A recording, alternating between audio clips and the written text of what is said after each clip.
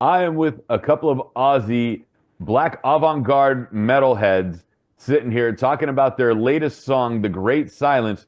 Teach me how to pronounce the name of the band, please. It is Sálezianos. Sálezianos. All right. We You are got it. here. All right. I'm glad I got it. Italian or Portuguese? Neither.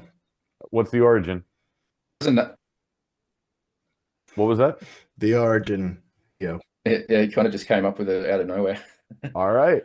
Well, yeah. Well, then we are talking to Daniel Phillpe East and Nick Parkinson. Congratulations, guys, on the latest song. Thank you, man. Thank you, bro. And then the predecessor to it, I'm gonna butcher it. Temetnosce.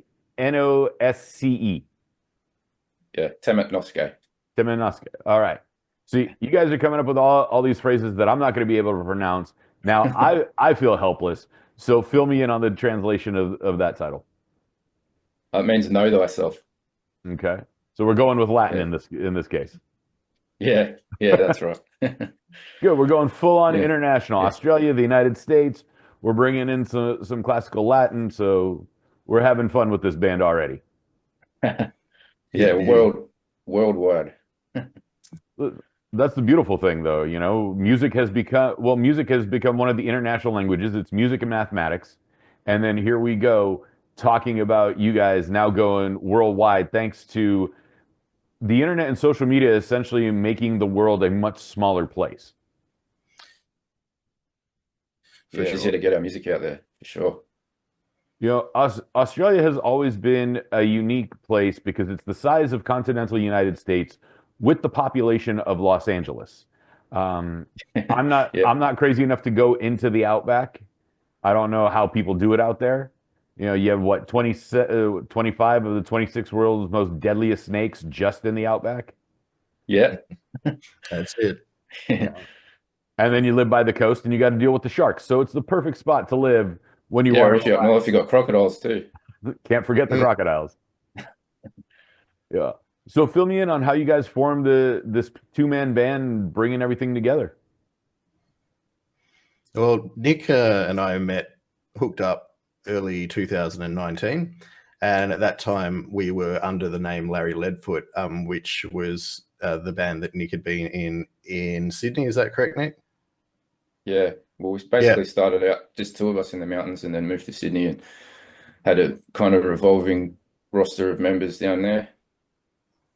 Then that didn't really work out due to a lot of venues closing down in Sydney and just the whole town just kind of shutting down. So I came to Melbourne, hoping to find someone that would kind of continue where we took off, and I found Daniel. And it's kind of the same thing, just the two of us since then, and we've had a couple of people come and go. And then somehow we managed to find Henry over in LA. Nice. And just kind of going from there. And was Victoria nicer to you guys than New South Wales? Yeah, it's a lot nicer here, I reckon. Yeah. Well, at least for the music scene, and then especially during the pandemic. Yeah. The music scene's better. The pandemic was way worse down here, as far as lockdowns go. That's it. We're close to 2-3 years, something like that. It's really weird because, like, thinking back on it, it doesn't even seem real. But yeah, there was such a really strange time. Right. But even while we were in lockdown, thanks to modern technology, we were able to continue to basically do this, remote in with one another and continue writing and recording, having things carry on. So yeah, pretty lucky in that regard. Jamming and then putting on online concerts. No, we weren't doing any of the online concert stuff. It was just purely writing and recording, demoing, that sort of stuff, sending things back and forth to one another. So yeah, we were able to stay productive in that regard, even though we were all like literally bound to our houses. And how did you guys create your sound? Like, what was the inspiration for this? Because it's unique. I mean, the word avant-garde is thrown around, but it doesn't do you justice, because avant-garde usually has a negative connotation of, if you don't understand it, we just call it avant-garde and throw it to the side. But you have a very unique sound. There's black metal influence. There's, I'm almost I didn't hear a didgeridoo, but you can almost feel like the native Australian influence and other stuff that's involved in all of this. So like, how is this sound unique to you guys, and how did you develop it? This just basically is what happens. And I know that's a pretty like wishy-washy answer, but like we don't sort of go in with an intent when we're writing. But when Nick and I create together, whether it's starting off with like a guitar riff, or it's starting off with a beat that Nick's come up with, because Nick writes these insane like left field beats, which are rad, and I love writing too. But yeah, it's just kind of what evolves naturally, and it really is quite a natural evolution. There isn't a whole lot. Like, don't get me wrong, of course you go back and you fine tune and you revise, but like the initial creative process, this is always, it just goes and flows. And we oftentimes will get to the end of a session together having done so, and we've said this on a couple of occasions, like, where the fuck did that come from? Like, we're just the same kind of weird, I guess. Yeah, we're both the combination of our individual weirdness creates this like new and exciting weirdness, if you will. Now, I know your neighboring country, Australia's Canada, also known as New Zealand. Their government kind of helps fund the arts. Does Australia do the same as well, or no? Yeah, they're pretty picky. Mm-hmm. And you have to have, I think, quite a bit of backing, which we don't really have. We're just kind of doing it all ourselves. But that's also very American, to be honest with you. Yeah. Yeah. You're doing it yourself. It's pulling yourself up by the bootstraps, which is a phrase I never fully understood, but it's the fact that you guys are able to do it on your own and your own way makes it even more thrilling, not only from a creative perspective, but from an audience perspective. Yeah, sweet. Yeah, look, there's a lot of blood, sweat, tears, and a lot of money that's involved in this thing. But Nick and I, that's the thing. Luckily, we were able to set up our own studios, because during lockdown down here, we had all kinds of things, like our superannuation was paid out. We were getting paid for not being at work. So luckily we had money to set up our own studios. And if we hadn't had that, we'd probably be like back at square one. Right. Well, I'm glad you guys are further along than you would have been. So it's almost a blessing in disguise. Yeah, there were definite pros to it for sure. Like being forced into that activity.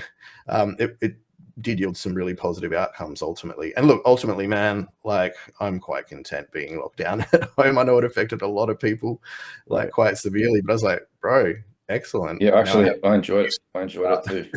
Yeah. No, that's three of us. Like, I remember seeing memes of introverts check on your extrovert friends because they're not okay. That's it. Yeah, I remember that. It was an introvert's dream. Yeah, it really was. It was like, oh, I get to go either into the backyard or stay at home. Yeah. Well, I finally had time to practice drums and do weights every day, which is what I always wanted to do anyway. So half the day is drumming, the other day is lifting. Pretty much, yeah. As you guys continue to develop the sound and everything's working out in this regard, we're working on, the second single from the latest album is out.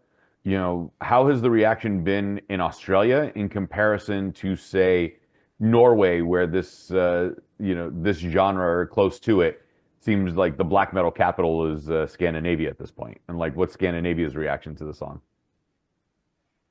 Well, so far, all feedback that we've been receiving has been positive, which has been great, because, you never really do know until you've put it out there. And it's a pretty vulnerable thing. I mean, for me personally, and I think this probably applies to Nick as well, it's one of the ultimate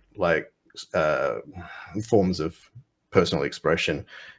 Like you were saying earlier on, like, it's a universal language. So like, you can communicate emotion, feel, intent via how something sounds without the need for a language. Do you know what I mean? Like words. But yeah, anyways, it's all been resoundingly positive so far, which has been great. But at the end of the day, we're writing and creating what we love and what we want to hear. And other people getting on, it's rad. Yeah, I don't know who in Scandinavia would have heard us, but I hope they like it. Well, you posted, we got some stuff coming up, and the latest single I saw the lyric video, and I was digging the lyric video just for its own. Like the album design cover is fantastic. Like who came up with the design for the Great Silence for the album cover? Brad Aiking, is a guy based in LA. So you guys are doing a lot of work out here in Southern California, then. Oh, all over the shop, Yeah. man, all over the world.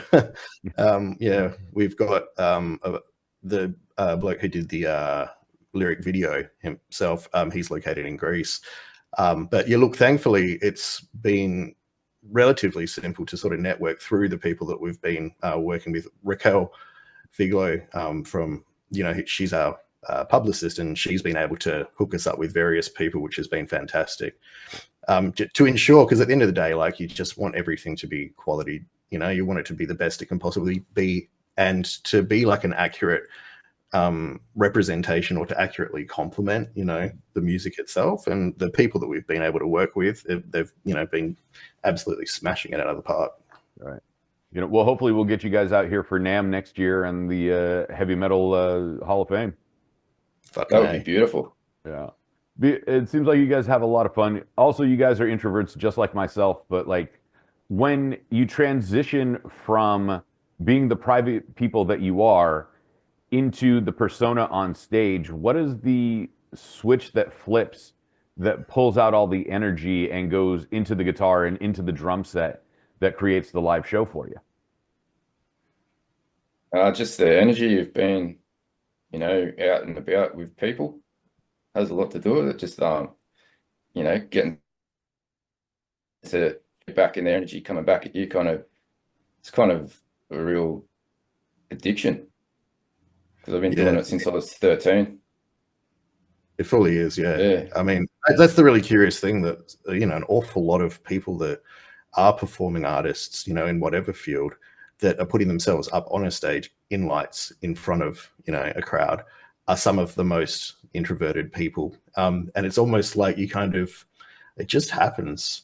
It's not really sort of something that you sort of try to process and sort of think over. You just kind of get up there, and like Nick said, the excitement takes over, the adrenaline takes over, and you're with your people too, right? So the people that are there, they're there for that same type of music. And so I guess there's a reassurance and a comfort there as well, that you're with your gang, so to speak. Right. The thing that I've noticed over the last few years is that it's a similar switch the way musicians and fighters that are introverts turn it on.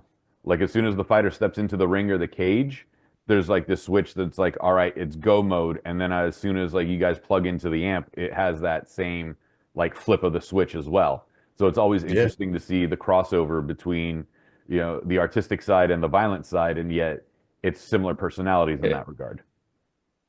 Yeah, for sure. Yeah, it's interesting, really interesting to see people that are, barely speak a word because they are so introverted, and so, socializing isn't necessarily the most comfortable thing, to then go up on stage and you would think are the most extroverted person. It's everything is being put into it and expressed, and full energy, and full vulnerability. And then the show, the show ends, and afterwards they're back to that really quiet, meek, very few words spoken. It's an interesting thing. It really is. With the latest album for you guys, what is the song, when you guys sat there and you were putting pen to paper and jamming and piecing it together, what was the moment where you're like, this is the definitive song of the album or the EP? Well, that opening riff, this was actually in one of the occasions where they had, how do I say this? We're still in lockdown, but we were permitted to travel, certain distances. And so anyways, that first riff, we were over at Nick's place. This is when we were still as Larry Leadfoot, and had another couple of guys in the band. And I think Nick had gone to get beer with his missus at the time. And whilst he was doing that, that riff just kind of happened, and we're like, all right, let's get this down. And that's where it started, and it just kind of evolved from there. And we, as I was saying sort of previously, it was a very sort of natural, organic sort of thing as to how it went from section to section and progressed as it did.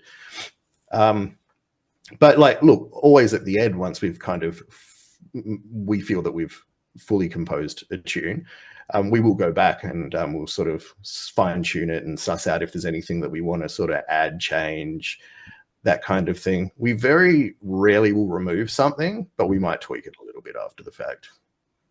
I got you. And Larry Leadfoot, you know, which one of you is the speed demon when it comes to driving? Or is the irony that neither of you drive? Nick, where did it come from? What's the history? I was definitely a speedy driver when I was younger. I've kind of calmed down. But yeah, that was just a Simpsons reference, that name. Right. Yeah, but it's also fun to figure out who's the one that's actually like the speedster, and then you come to find out neither one of you drive, and it just works in that regard. Yeah. No, it's definitely me. I don't know about Daniel. I've never seen him drive. I drive like an old lady, so definitely not me. Okay. Yeah, Nick seems like he's the wild one once he's got a couple of beers in him. Yeah, probably. Yeah.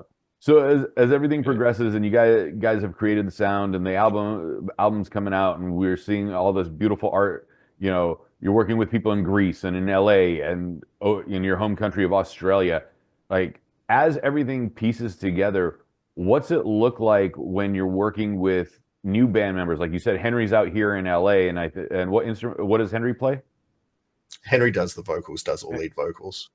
So when you guys get together and Henry's the singer, in regards to this, how is it like? So Henry comes down to Australia, and that's when you guys will start performing together, or are you guys going to come out here to the States and, like, you know, to get the band working and as like one cohesive unit on stage?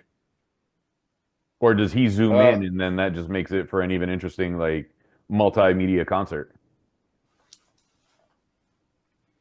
Well, yeah, to figure out what's going to happen with who's going to go where. So yeah, Henry actually talked about coming here, but we've both been over to America before, so he hasn't been here yet. So maybe he should come here first. He's got to give it a shot, man. Yeah. Look, it's definitely on the cards. It's something that is going to happen so far as playing live shows with Henry. At this stage, it's all just the creation and recording. And thanks again to modern technology, we're able to do that on the other side of the world. Get all of the music recorded and produced here, shoot it off to Henry, who works his magic, does his stuff, and gets that back over to us. Right.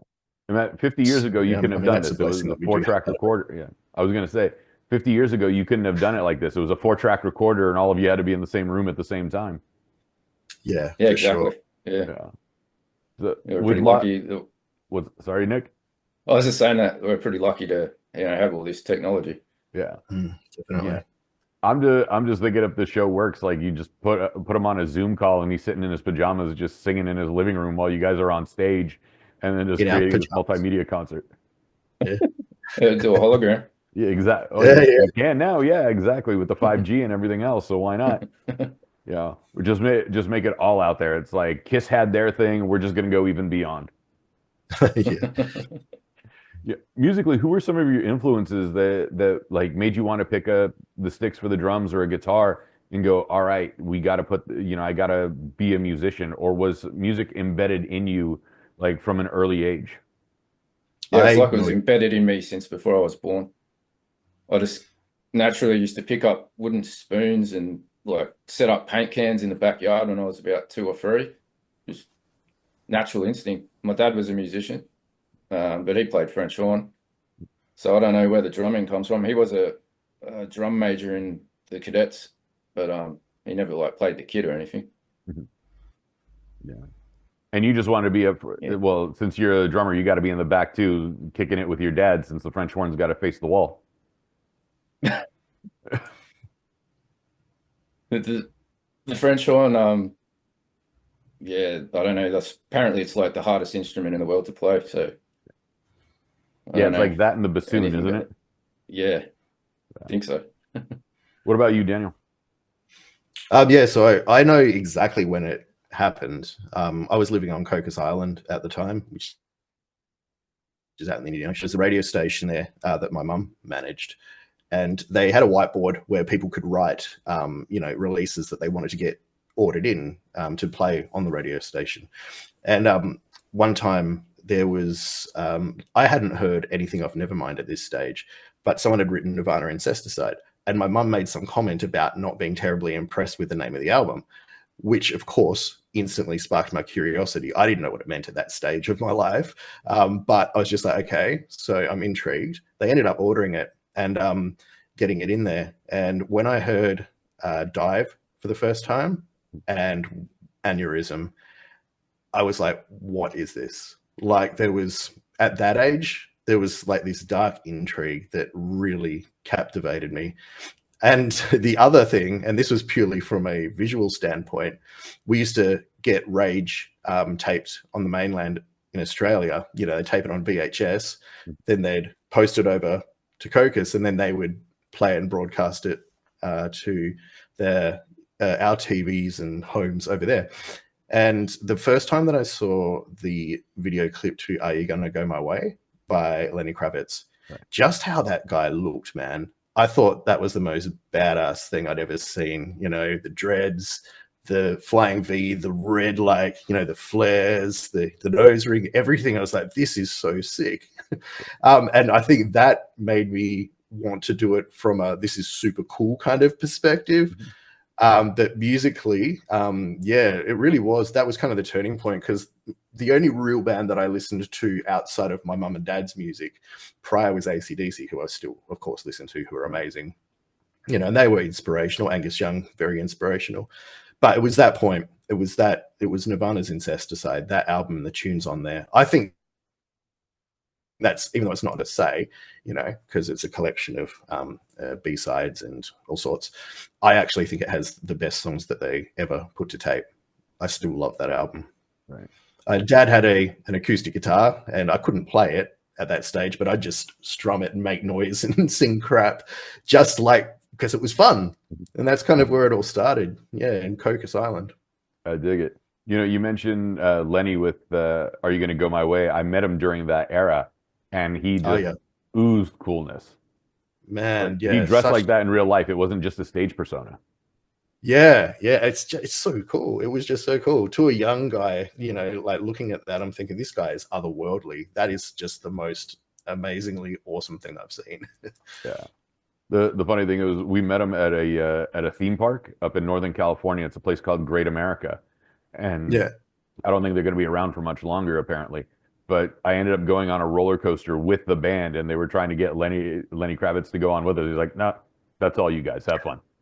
And I'm like, I get to ride a roller coaster with Lenny Kravitz's band, and I was like, all right, this is going to be a day. For sure. There's one thing that I was reading earlier today, and Nick, you were quoted as saying, when you've lived a life of extreme trials and tribulations, invoking audible dark spirits comes with the territory. In regards to the Great Silence, what is the catalyst for a statement like that? I didn't really think about the song that much. I just they wanted me to come up with a quote just about the music in general, and it's just what I came up with based on basically the life I've lived. Which hasn't been very easy. Right. So I just kind of figured, like, especially when I started playing, or really getting into metal, like when I was living in the Blue Mountains, there was a lot of really horrible things going on all the time. So I wasn't trying to say spirit, like actual spirits. It's just kind of a figure of speech. Right. No, I was just trying to, how I express myself musically. Yeah. Yeah, no, I wasn't like trying to sit there and get you to divulge personal information that you don't want to share. I was just wondering like where a quote like that comes from. And I'm not familiar with the Blue Mountain region. What I can say is that Nick has experienced some really, really full-on shit. I've said to him numerous times over the years, you need to write a book. Some of the tales he's told me are just insane, like really confronting stuff. And let's not get into that though. No, of course not. Yeah. But that this is sort as of deep as we're going to go. So because we got to read the book when it's published. Yeah, that's it, exactly. Yeah. But your experiences inform what you express, and so it's quite natural that you know what both of us have gone through and experienced does inform how the music sort of comes out. Right. And what is the Blue Mountain region? Where is that located? It's west of Sydney. So you go directly west about 100 k, no 50 k's, you get to the lower mountains, and about another 50 k's is upper mountains, which is where I spent most of my childhood. And is that like a rural area, or is that like mountain region? It's mountainous, so there's lots of cliffs and valleys and tourist towns and that kind of thing. It's really beautiful. Like, it's good if you like nature and that, which, you know, I appreciated that side of it. But as for growing up with a bunch of unemployed Australians, yeah, it's not really the best environment. Gotcha. It's all right when you're a kid. When you have fun with your friends and you just don't really know any better. But then, as you know, unless you and your family leave, like if your family's still there, like my mum and my sister are still there, they're doing all right. I just seem to have a lot of bad luck. And it's not really the kind of place. A lot of the people I grew up with kind of went down the wrong path. But on the other hand, I've got a couple of friends who have done like amazing things with their lives. well, present company included, because you're doing some great things right now. Oh, thanks, man. Yeah, just doing what I can. I guess music's just always been my outlet to kind of hang on to something, you know, or trying to push through kind of dealing with a lot of stressful things. Yeah, it's kind of what's kept me going. What would you say to an audience member that has had, let's say, a similar upbringing, you know, rough life, not the easiest of go of things, and then they listen to your guys' music? Well, hopefully it helps them. It should be a release. Like, that's the beautiful thing about our kind of music, is that it kind of helps people. It's kind of like therapy, which is how I've always found it. I'm the same. I've always found music to be the best psychologist you could possibly ever engage with. It's really cathartic listening to certain types of music, depending on where you're at. You know, it can help you. It almost expresses it for you. And in the creative process as well, sometimes when you're at that point where, you know, you're at that very bottom kind of rung, and things are looking pretty hopeless, that sometimes will inspire some of the best art. Very oftentimes from the darkest places, I think, comes some of the most captivating art. All right. So let's say we're on Spotify. We come across the latest single, you know, The Great Silence. People like me that like physical media and still like going to record stores, because a few of those are still in existence, find the album and want to pick it up. What's one thing we should expect from you guys musically? Hopefully something a bit fresh. Something that's not like kind of following any trends. But at the same time, it should kind of be familiar. So we're not like trying to reinvent the wheel, but something that, you know, could hopefully give someone a bit of a pickup and go, oh, you know, this is something different. Something that inspires some kind of emotional reaction, whether that be release, whether that be excitement, you know, whether that be whatever, just something that actually resonates and sort of connects. I dig it. Gentlemen, where can we find you on social media if we want to connect with you to talk about The Great Silence? Got Facebook, Instagram. Yeah, Facebook, Insta, all your usual streaming services. But yeah, if you want to like keep up to date with things, yeah, YouTube. If you want to keep up to date with how things are tracking and progressing, best things to hit up follow our Facebook page and our Instagram. That's where you're going to get all of the most up-to-date information. All right. I really appreciate your time today. I know the time difference and some of the international connection isn't always as strong, so we might have been talking over each other a little bit here and there. But Nick Parkinson, Daniel Phillpe East, I'm going to try not to butcher the name of the band one more time, Sálezianos. It's been a great pleasure. Salezzianos. Was that You close? too, Thanks, man. brother. Thank you. Thanks for having I'm us. close. It's That's all sweet. that matters. You know, like especially since you made up the name, Daniel. Yeah, I'm guilty. It's Yeah. entirely. You Nah, couldn't thanks, made bro. it, yeah, you couldn't just made it like half a centimeter closer. You can Or just call us easier. a Z. So I don't know if you can see this tattoo here, which is our symbol, which is just the Z and the I from Sálezianos. So yeah, it might be easy. Just call us Z if you so wish. All right, gentlemen. Thank you so much for your time. I really appreciate it. Enjoy your You're weekend welcome. over in Australia, and hopefully, if I get to come back down to the country, I would love to see you guys perform live. And if you guys come out here, hopefully, we'll get to hang out a bit as well.